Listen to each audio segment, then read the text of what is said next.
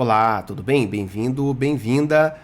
Professor José Ricardo aqui em mais um vídeo falando sobre modelos atômicos. Então, nossa parte 2 de modelos atômicos, nessa parte 2, os modelos de Rutherford e Bohr, beleza?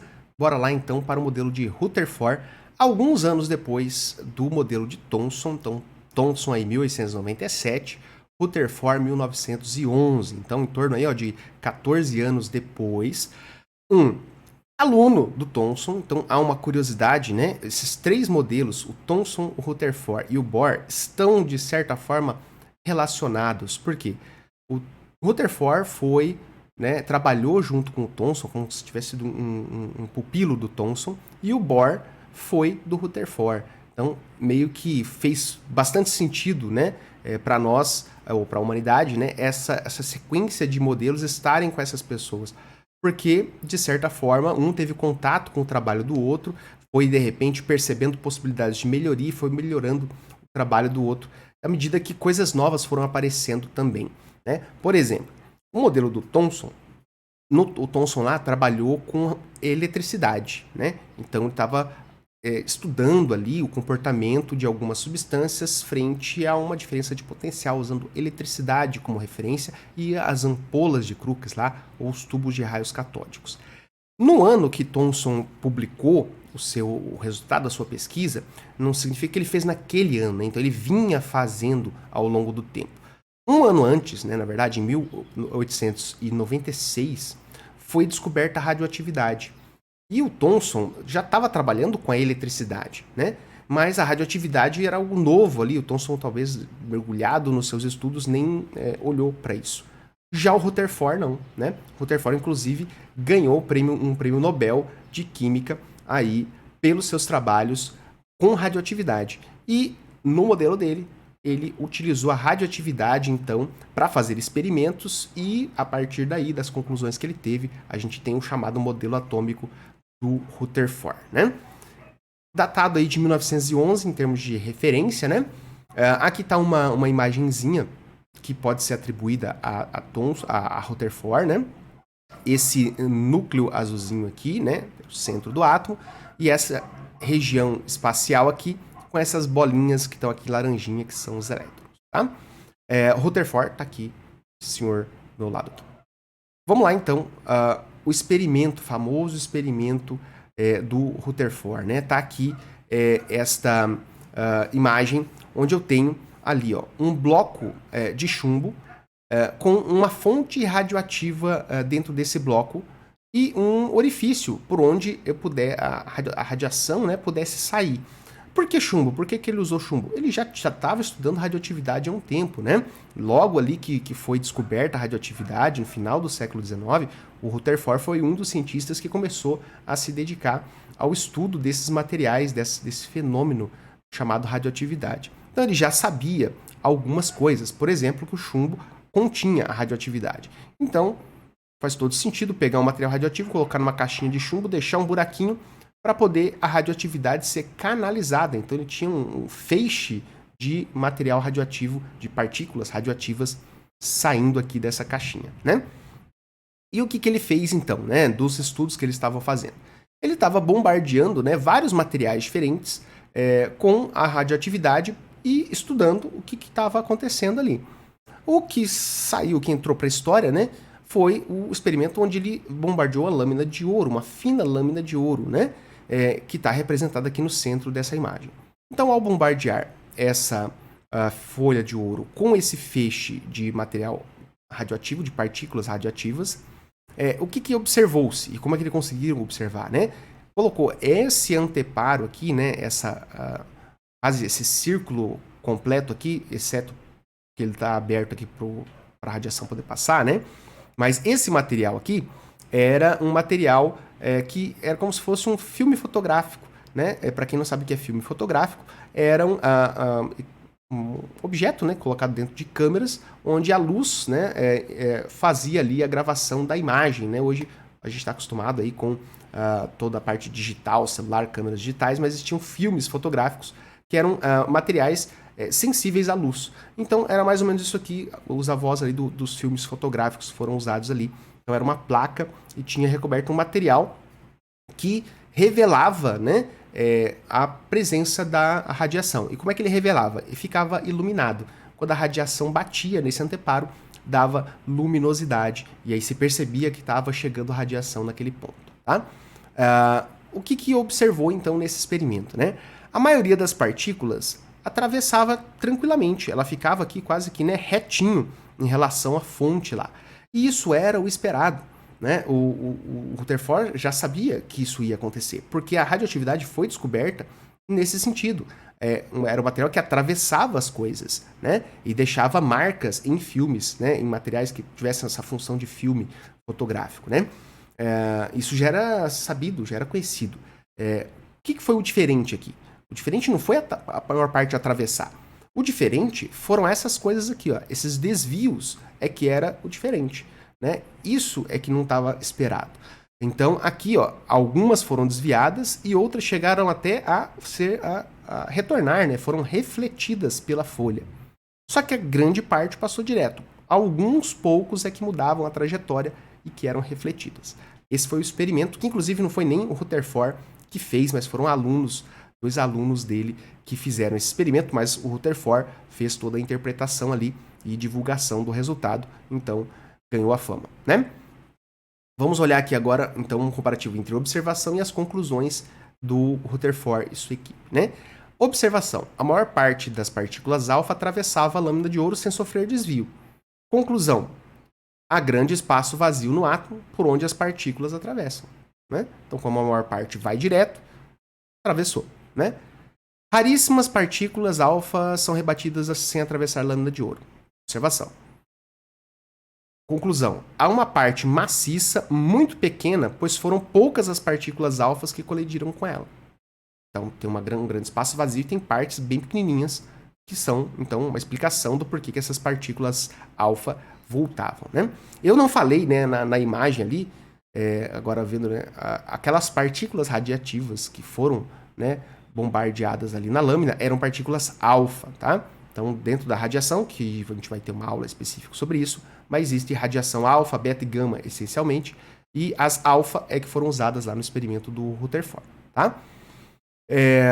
Terceira observação. Algumas partículas alfa desviam a atravessar a lâmina do ouro, né? Lâmina de ouro. Conclusão. A parte central positiva é muito densa, pois são as partículas alfa que desviam. Como assim a parte positiva, né? Por que a partícula alfa desviaria de algo positivo? Porque, como eu falei agora há pouco, o Rutherford chegou a ganhar um prêmio Nobel pelos estudos dele sobre radioatividade. Uma das coisas que ele estudou na radioatividade foi a caracterização dos tipos de radiação. Radiação alfa, beta, gama. E ele já tinha descoberto que a radiação alfa tinha carga positiva, né? Era uma partícula relativamente pequena e tinha carga positiva. Então ele já foi estudar a lâmina de ouro, lá os outros materiais certamente ele utilizou, sabendo a característica da radiação que ele usava. Ele usou um material radioativo, conhecido por emitir partículas alfa, que eram de característica positiva. Tá? E aí, esta terceira conclusão aqui, né, a parte central, essa parte central, uma parte maciça, ele colocou então essa parte central do átomo, ela é positiva e densa, né? Porque ela desvia a partícula alfa, né? Então, ela é mais densa que a partícula alfa. Tá? Lá na folha do ouro, e sem dúvida, o ouro tem, se a gente fosse, né, contar quantas partículas alfas caberiam dentro de um átomo de ouro, caberia muitas partículas alfa, né? Então, realmente, o núcleo do átomo de ouro, essa parte central, foi chamada de núcleo, né? Era muito mais denso que as partículas alfa, então, porque ele desviava as partículas ou até repelia essas partículas, né? Então, aqui um comparativo, observação, conclusões que o Rutherford chegou, né? Um desenho que você pode ter associado aí ao Rutherford é esse aqui, né? Embora a gente possa ter, às vezes, a substituição dessa parte mais aqui em degradê de verde para amarelo por apenas figuras como linhas, círculos, elipses ao redor aí, embora isso às vezes confunda com outro modelo, Então, tem algumas imagens aí atribuídas a Rutherford, uma delas é esse aqui. E o modelo do Rutherford ficou conhecido como um modelo planetário, né? Como se aqui, essa parte azulzinha, que a gente chama de núcleo, onde estão as cargas positivas, que foram chamadas de prótons, né? Porque o núcleo era positivo, então tinha carga positiva. Como é que a gente vai chamar? Chamou de próton, né? O núcleo contendo prótons. Então, é circundado aqui de elétrons que estariam em órbitas ao redor desse núcleo, assim como o Sol, né, tem os planetas orbitando ao redor dele. Né? Então, os planetas seriam os elétrons, o Sol seria o núcleo do átomo. Né? Então, o modelo planetário, às vezes, tem essa associação aí ao modelo do Rutherford. Beleza? Além do núcleo com prótons, então, tinha essa região aqui ao redor do núcleo chamada de eletrosfera. Tem um acento aqui que não era nem para estar. Então, essa eletrosfera que a gente tem ao redor do núcleo, onde estão os elétrons, né? Orbitando ao redor desse núcleo. Note que aqui, ó, né? O que está sendo representado os elétrons, né? Essas bolinhas laranjas aqui.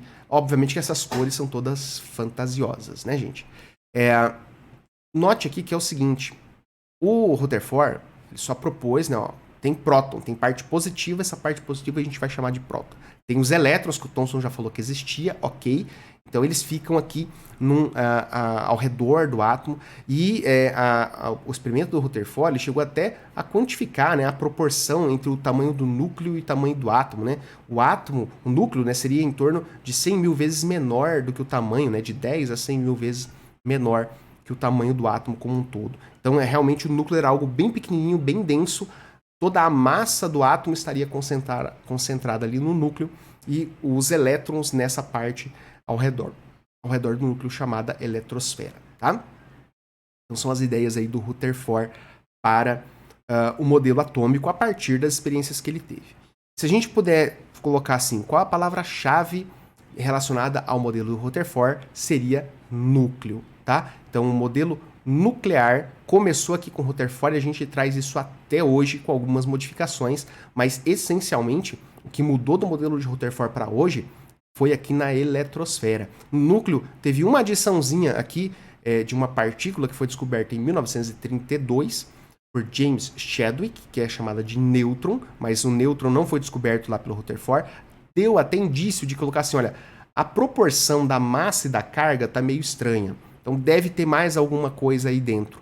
Mas não foi Rutherford que provou, né, a existência então da outra partícula chamada de nêutron. Isso foi um pouquinho depois, alguns anos depois. Né? Mas a ideia do átomo ter um núcleo e uma eletrosfera, a gente aceita até hoje.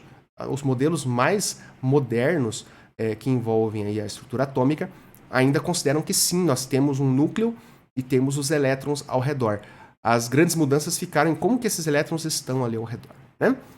E a primeira mudança já veio logo 2 anos depois, por alguém que trabalhou com o Rutherford. Não foi um dos alunos que fez o experimento lá com a lâmina de ouro, mas o Bohr trabalhou com o Rutherford e veio aí em 1913 meio que corrigir um problema que tinha no modelo do Rutherford, porque se a gente tinha carga elétrica em movimento ali, né, ela ia acabar colidindo, né? Ia começar a girar aqui, ia cair, fazer uma espiral em direção ao núcleo e ia se destruir ali no núcleo, ia acontecer alguma coisa, né? Então tinha um probleminha ali no modelo do Rutherford e essencialmente é isso que o Niels Bohr corrigiu, tanto que alguns autores colocam esse modelo não como modelo de Bohr, e sim como modelo Rutherford-Bohr, como se fosse algo conjunto ali, mas não foi conjunto, né? Mas o modelo do Bohr dá uma melhoria aí em um aspecto do modelo do Rutherford, né? Que melhoria? Então, ao invés dos elétrons estarem lá orbitando, os elétrons estariam em camadas muito bem definidas, com energia definida.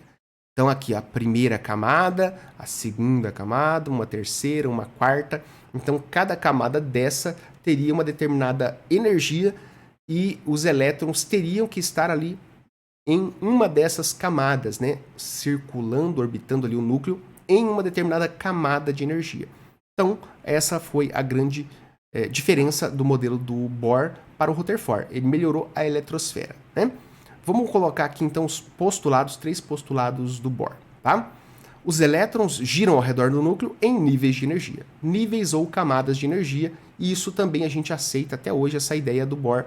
Ok, ela foi muito boa e a gente aceita que isso provavelmente é o que existe mesmo, tá? Por que eu tô falando aceita? Muito provavelmente, porque são modelos, né? A gente não consegue ver o átomo lá, mas existem evidências que apontam para isso, né? Cada nível possui um valor de energia característico, então cada nível de energia tem um valor característico. E o terceiro postulado aqui, ó, um elétron não pode ocupar o espaço entre dois níveis, tá? Então o elétron vai orbitar ali o núcleo ou no nível 1, ou no nível 2, ou no nível 3, tá? Não pode ficar no meio. Porém, tá? Porém, o elétron pode se movimentar entre esses núcleos, que vai ser a próxima tela, que vai ser o salto quântico. Aqui, então, só animado, ao invés de ter aquele modelo lá do Rutherford, onde os elétrons ficariam ali meio que sem um lugar definido ao redor do núcleo, a diferença é que o Bohr traz que esses elétrons vão ficar ali orbitando, circulando o núcleo em níveis específicos de energia, né? Então, a eletrosfera é dividida em níveis quantizados de energia. Então, tinha uma determinada quantidade de energia ali. Porém, né, como eu falei, é possível que o elétron mude de um nível para o outro. Para isso, basta que ele receba energia. Observe aqui a animação. O elétron estava nessa camada, recebeu energia, ó, agora ele está na outra camada aqui, ó, e vê que ele está piscando, está com uma corzinha diferente ali. Ó, ele voltou. Ele voltou, emite, devolve essa energia na forma de luz, tá? Então, essa é a ideia. Ele recebe energia, ele salta para um próximo nível, ele volta para o seu nível e ele emite essa luz de volta. Vamos voltar à animação? Vamos voltar aqui, ó. Ó, vamos lá. Energia foi absorvida. Olha lá, saltou, ficou verdinho, foi para cima. Foi para um nível acima. E aí vai chegar um momento que ele vai voltar para o seu lugar de origem. Aí ele voltou para a origem, ó, ele devolveu essa energia para o ambiente. Muitas vezes essa energia é na forma de luz visível, não é sempre na forma de luz visível. Eu posso ter também outras formas de energia sendo devolvidas, tá? Então, essa luz devolvida, essa energia, pode ser devolvida na forma de luz, tá? E aí a gente consegue ver essa luz, né? A gente consegue ver. O salto quântico, então, essa mudança do elétron saltar para um outro nível e depois retornar, né? Absorvendo energia, o elétron salta para um nível mais externo, que tem mais energia, um nível mais energético. Ao retornar ao nível original, que o elétron tende a ir para o seu nível original, ele libera essa energia que absorveu de alguma forma e às vezes na forma de luz. Não é sempre na forma de luz, né? Mas devolve essa energia, né, para o ambiente, muitas vezes na forma de luz. Cada elemento químico emite uma luz de cor característica devido às diferentes distâncias entre os níveis de energia. Então, isso aí foi observado e explica uma coisa que era conhecida, né, também, e que tem uma aplicação no nosso dia a dia, né? Exemplo, fogos de artifício. Tá? Fogos de artifício usam esse salto quântico, né? Coloca lá diferentes materiais que vão ter diferentes cores ao fazerem o retorno dos seus elétrons, e aí na hora que explode lá, né, a explosão da pólvora fornece a energia para o elétron fazer o salto quântico, e quando ele retorna, né, ao seu ponto original, ele emite luz na forma das cores que a gente vê aí nas festividades onde tem, né, uso de fogos de artifício, né? E essa ideia, né, de fogos de artifício e de ver essas cores, ela está relacionada a algo que estava sendo estudado na época ali, que o Bohr fez a proposta dele, que eram os espectros de emissão, os espectros atômicos. Então já se sabia, né, que incidindo uma determinada fonte de luz sobre o material, esse material podia devolver algumas faixas bem específicas de cores, e não todas as cores, né? E era chamado de espectro atômico, tá? Um exemplo aqui a comparação do espectro atômico com os retornos aqui do modelo, né, do Bohr, tá? Então esse retorno aqui, ó, do vermelhinho, saiu lá do quarto nível, né? Veio aqui para o segundo nível. Por exemplo, ele emitiria ali uma cor característica, uma faixinha vermelha. Olha aqui o verdinho, ó, saiu lá do terceiro nível, veio aqui pro primeiro. Cor verdinha lá no espectro. E aqui o azul, ó, então emitiria uma terceira cor possível ali dentro do espectro de cores que a gente enxerga, né? Ao invés de enxergar todo o arco-íris, a gente enxerga algumas faixinhas bem específicas. Isso é chamado de espectro atômico, ou espectro de emissão. E tem uma explicação aí no modelo do Bohr, tá? Eu não vou falar nessa sequência de vídeos de outros modelos, mas, por exemplo, né, essa ideia aqui, ela ainda precisava de algum ajuste. Então, um tempo depois, alguns anos depois, veio outro cientista, o Sommerfeld, e deu uma modificada aqui. O que ele percebeu? Como se ele tivesse colocado uma lupa de aumento aqui, né?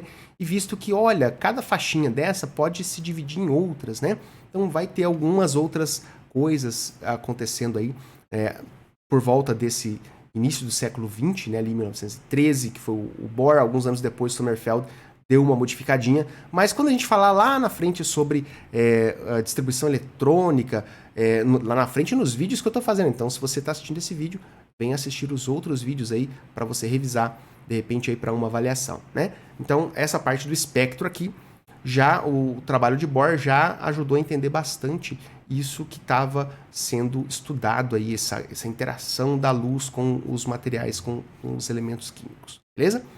Mas então era isso. O modelo de Bohr é o modelo das camadas de energia, camadas com níveis quantizados de energia, beleza? Então, nesse vídeo, falamos aí sobre os dois modelinhos, Rutherford e Bohr, beleza? Mas hoje acabou, é só isso. Então vamos aqui nos despedindo. Agradeço se você assistiu esse vídeo. Obrigado, deixa aí o seu joinha, se você quiser, dependendo de onde você vai estar assistindo esse vídeo. E até o próximo vídeo. Tchau, tchau.